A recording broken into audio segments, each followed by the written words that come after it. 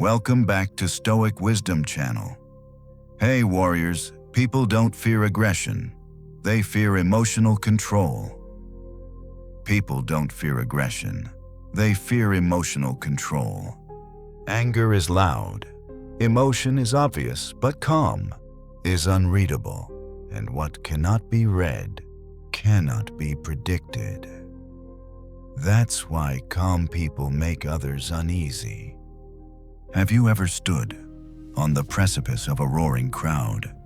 The cacophony of physical force, a tidal wave of noise and motion threatening to pull you under. And yet, you saw one figure, utterly still amidst the chaos, a point of perfect calm in a hurricane of human agitation. You didn't just see them, you felt their presence, a silent gravity pulling at the edges of your awareness.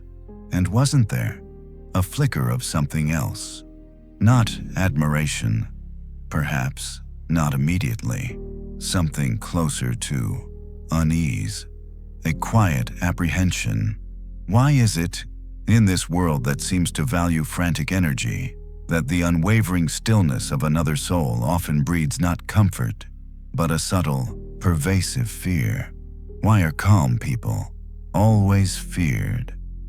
Think of the frantic rush of a city street at midday, a relentless stream of faces etched with hurry, eyes darting, minds seemingly pulled in 1,000 directions by invisible threads of obligation, anxiety, and the ceaseless pursuit of something more. The digital pulse thrumming beneath it all. Notifications demanding attention. Headlines screaming urgency, the endless scroll offering fleeting distraction but never true solace. We are conditioned to believe that noise equals importance, that speed equates to progress, that agitation is the natural state of a life lived fully. We wear our busyness like a badge, our anxieties like battle scars, proof.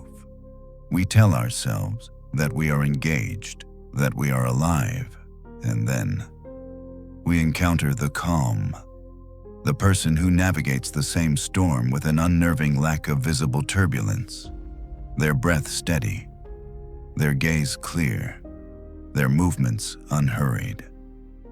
They don't seem buffeted by the winds that toss us about.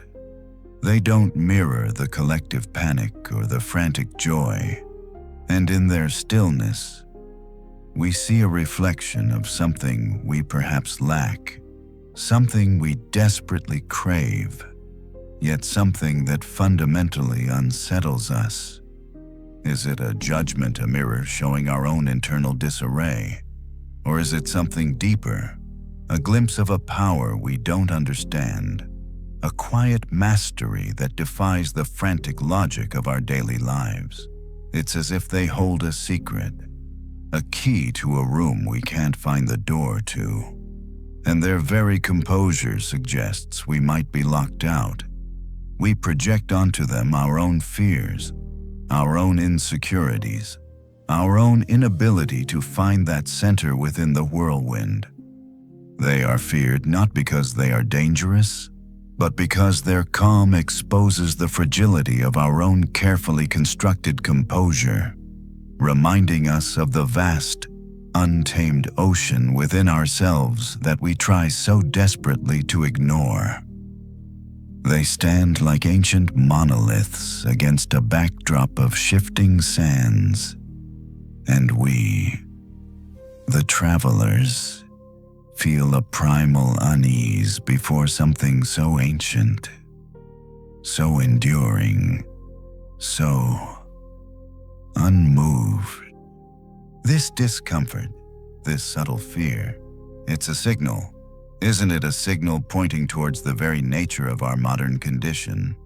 We live adrift in a sea of perceived necessities, constantly navigating currents of expectation from others, yes, but more profoundly, from ourselves.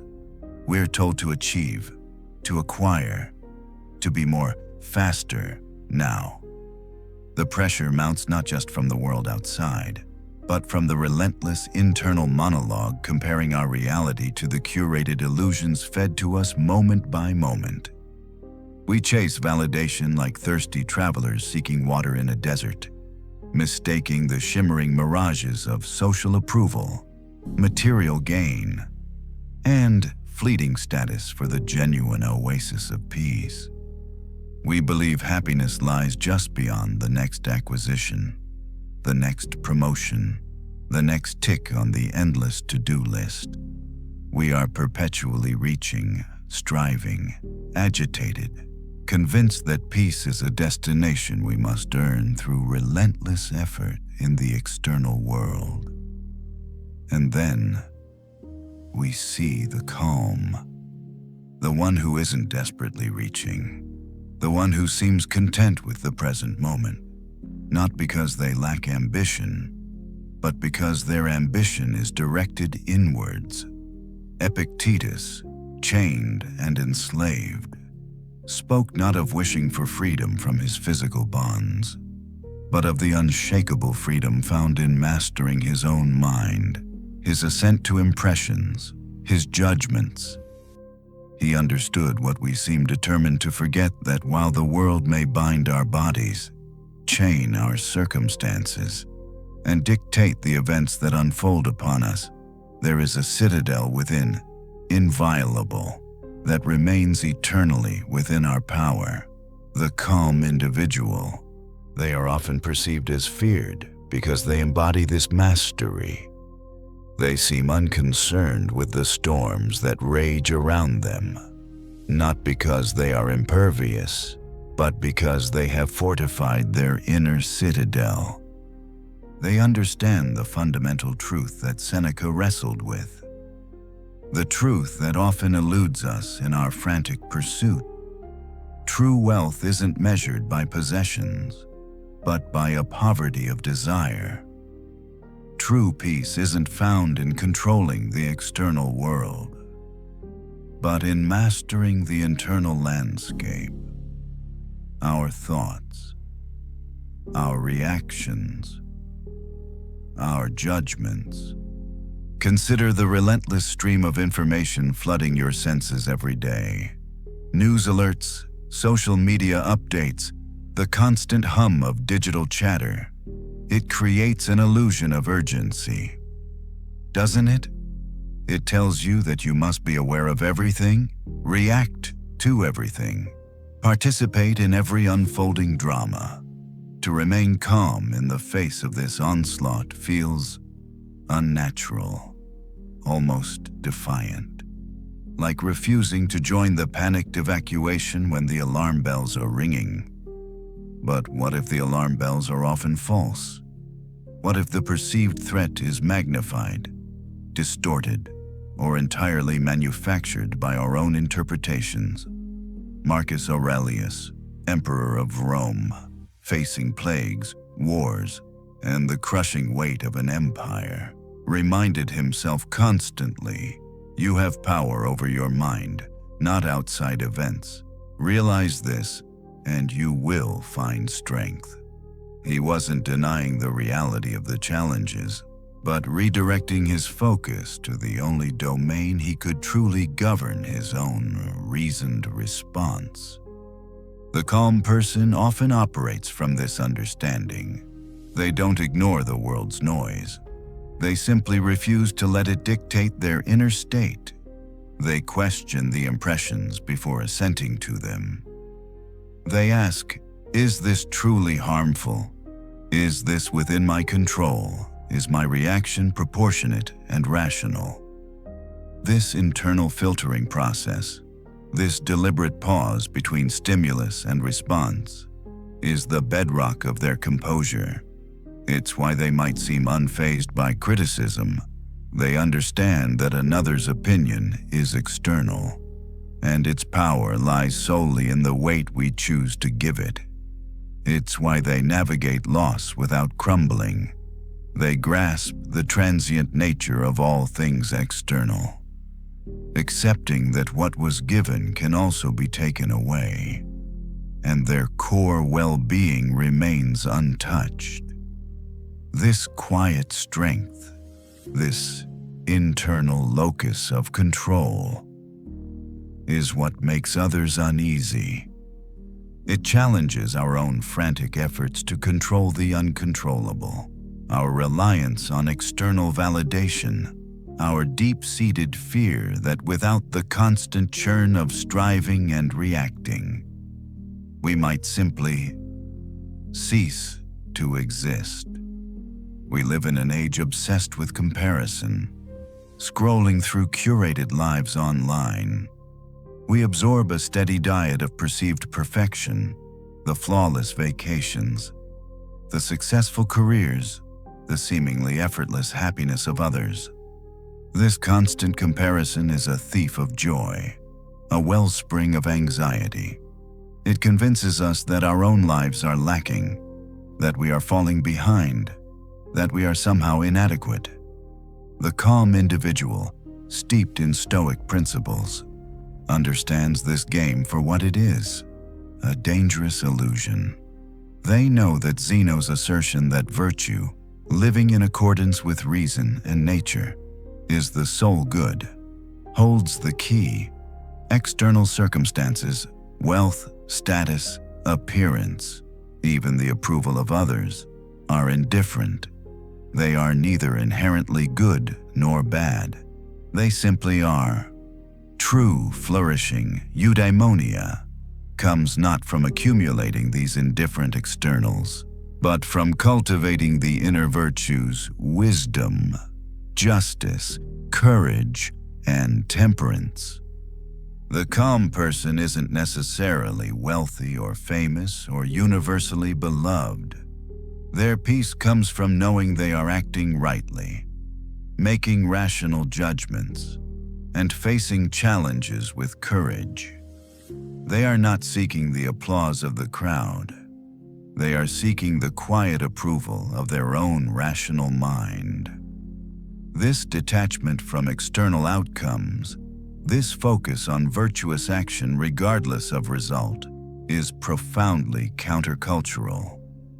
It suggests that the relentless climb we're all engaged in might be fundamentally misguided, that the summit we're striving for might be an illusion, and the real treasure lies not at the peak, but within the integrity of the climb itself.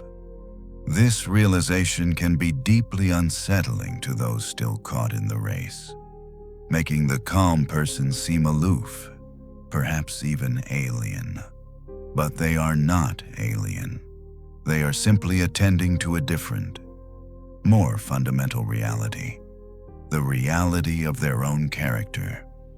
And perhaps that deep-seated fear we feel towards the calm isn't just about their perceived mastery or their detachment from our frantic pursuits. Perhaps, on a deeper level, it's an uncomfortable confrontation with our own potential, the potential to choose differently, the potential to find peace not by changing the world, but by changing our perspective towards it. Their calm might be a silent accusation against the narratives we tell ourselves, the excuses we cling to, the victimhood we sometimes embrace, the belief that our unhappiness is solely the fault of external circumstances. They remind us that the chains we complain about are often forged in the fires of our own judgments. Ouch, that stings, doesn't it? Because it implies agency. It implies responsibility. It implies that the power to change our state lies not in waiting for the world to become more favorable, but in looking inward, right here, right now, and questioning the very thoughts that generate our distress. Their calmness is not a passive state. It is an active, disciplined choice. A choice we are also free to make. Even if the prospect seems daunting, even if it means dismantling the comfortable justifications for our own turmoil. Think about the relentless pressure to conform, to fit in, to echo the prevailing opinions and sentiments. We fear standing out, being different. Yet, the calm individual often possesses a quiet individuality, a refusal to be swept away by the herd mentality. They cultivate what the Stoics called hegemonikon, the ruling faculty, the core of reason that should guide all other impulses. In a world saturated with external validation, where likes, shares, and followers often dictate perceived worth, the calm soul finds their validation internally. They act justly because it is just, not because it will be applauded. They face difficulties with courage because cowardice is irrational, not because they seek glory. They exercise temperance because excess clouds reason, not because they enjoy deprivation. This self-sufficiency, this reliance on an inner compass rather than the shifting winds of popular opinion, can be deeply unsettling. It suggests that the constant performance we engage in, the careful curation of our public selves, the anxious monitoring of others' perceptions, is ultimately unnecessary. That true worth isn't projected, but cultivated. It's like finding someone humming a serene, self-composed melody amidst a deafening, chaotic orchestra. They aren't necessarily protesting the orchestra. They are simply tuned into a different, more harmonious frequency within themselves. And what of desire? We are bombarded with messages telling us what we should want: the bigger house, the faster car, the exotic vacation, the latest gadget. We are conditioned to believe that fulfillment lies in the acquisition of things, the accumulation of experiences. This creates a perpetual state of wanting, a restless dissatisfaction. Seneca observed, "It is not the man who has too little, but the man who craves more. That is poor." The calm person, practicing Stoic principles, actively works to diminish these unhealthy desires. They distinguish between what is necessary, what is beneficial, and what is merely superfluous and potentially harmful to their peace of mind. They understand that craving is a form of inner turmoil, a voluntary servitude. By reducing the number and intensity of their desires, they unshackle themselves from the anxieties associated with pursuing them and the disappointment associated with their failure to materialize. They practice a form of intentional living, focusing their energy on what truly matters: their character, their relationships, their contribution to the common good. This deliberate simplicity, this contentment with enough, stands in stark contrast to the consumerist frenzy that defines so much of modern life. It's why the calm might seem feared. They represent a quiet rebellion against the very engines of our economy and the societal pressures that drive us.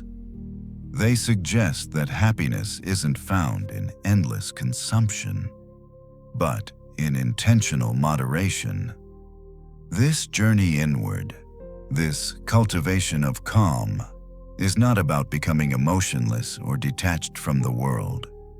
That's a common misconception, a caricature of Stoicism. The Stoics were deeply engaged citizens of the world. They believed in our social nature, our duty to contribute to the common good, but they advocated for emotional regulation, not elimination. They sought to replace destructive passions like excessive anger, fear, and grief with rational responses grounded in virtue. It's the difference between the uncontrolled rage of a wildfire and the purposeful intensity of a blacksmith's forge. Channeling heat and energy towards a specific, crafted end. The calm person experiences the full spectrum of human emotion, but they do not allow these emotions to hijack their reason or dictate their actions. They observe their feelings without being ruled by them. They understand that sadness in the face of loss is natural, but debilitating despair is a choice rooted in faulty judgment. The judgment that something external and transient is essential for one's core well-being. They feel anger arise, but pause, examine its cause, and ask if a more reasoned, just response is possible. This mastery isn't about suppression. It's about understanding and transformation. It's about allowing emotions to serve reason rather than overriding it. This nuanced approach, often misunderstood as coldness, is actually the path to more effective, compassionate, and just action in the world. Because when you are not constantly reacting from a place of fear or anger, you can see clearly, act decisively, and respond with genuine empathy. So, why the fear?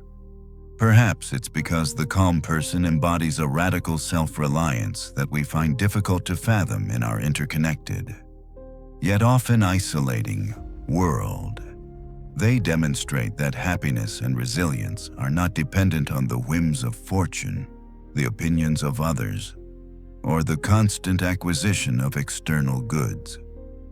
They live by the principle that our state of well-being is primarily an inside job.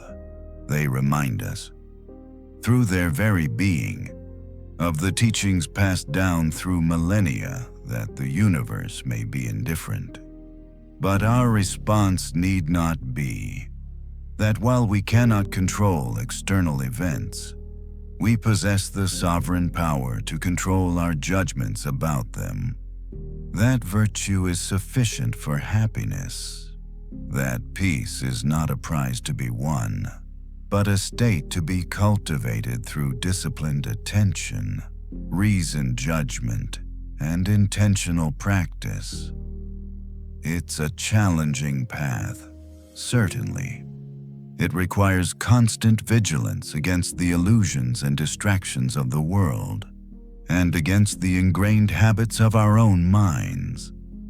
It asks us to question our assumptions, to reevaluate our desires, and to take ownership of our inner life. And therein lies the profound paradox that the calm soul lives out. We spend so much energy trying to control the uncontrollable, the actions of others, the fluctuations of the economy, the twists of fate, believing that external control will bring us peace.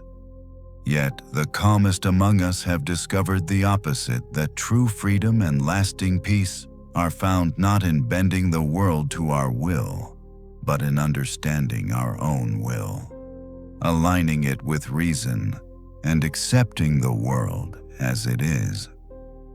Isn't it strange that the path to conquering the external chaos seems to lie in embracing the internal stillness? That the way to gain control over our lives involves letting go of the illusion of controlling everything else? This is the wisdom whispered by the Stoics, a wisdom that resonates perhaps even more powerfully today. Amidst the unprecedented noise and complexity of our modern lives, the anxiety you feel, the gnawing emptiness, the sting of comparison, these are not necessarily inflicted upon you by the harshness of the world. They are, more often than not, the natural consequence of your own assent to certain impressions, your own misplaced desires, your own judgments about what constitutes a good or bad life. The calm person isn't necessarily lucky or blessed. They are often simply disciplined. They have practiced seeing events objectively, without the overlay of personal drama. They have learned to distinguish what is truly valuable, their character, their integrity, from what is merely preferred but ultimately indifferent. This truth can be harsh because it removes the comforting crutch of external blame, placing the locus of control, and therefore the responsibility for peace, squarely within your own hands. It shifts the focus from finding fault in the world to finding the tools within yourself. This isn't a quick fix. It's not a magic spell to banish discomfort forever. It is the slow, deliberate practice of attending to your inner life. It's the daily, sometimes hourly, reminder to pause, to breathe, to observe your thoughts without judgment, to ask yourself, what is happening? What is my initial reaction? Is this reaction rational? Is it helpful? Is it aligned with virtue? What is within my control here? What is not? This practice, repeated consistently, begins to build that inner citadel. It strengthens the muscle of reason. It lessens the grip of irrational fears and desires. It allows you to navigate the inevitable challenges of life not with brittle rigidity, but with flexible resilience. Like a deep-rooted tree weathering a storm, swaying but not breaking, drawing strength from the earth beneath. The fear others feel towards calm people, perhaps it is ultimately a fear of their own untapped potential, a fear of the path they themselves could choose, but haven't yet dared to tread, a fear of realizing that the frantic struggle might be optional, that peace is not found in the next achievement, but in the present moment's acceptance. That true strength isn't about projecting power, but about cultivating inner resilience. And maybe that is enough. The pursuit of peace, the Stoic understood, is the pursuit of wisdom. It is the art of living in accordance with nature, both the nature of the universe and our own rational nature. It is about understanding our place within the grand tapestry, recognizing what is essential and what is fleeting. It means accepting the things we cannot change, finding the courage to change the things we can, and cultivating the wisdom to know the difference. It means understanding that setbacks are not catastrophes, but opportunities to practice virtue. That external validation is a poor substitute for inner integrity. That our relationships and our contributions to the common good are among the few things truly within our sphere of influence, and thus hold genuine value. The calm you observe in others isn't necessarily an absence of struggle, but a testament to their practice.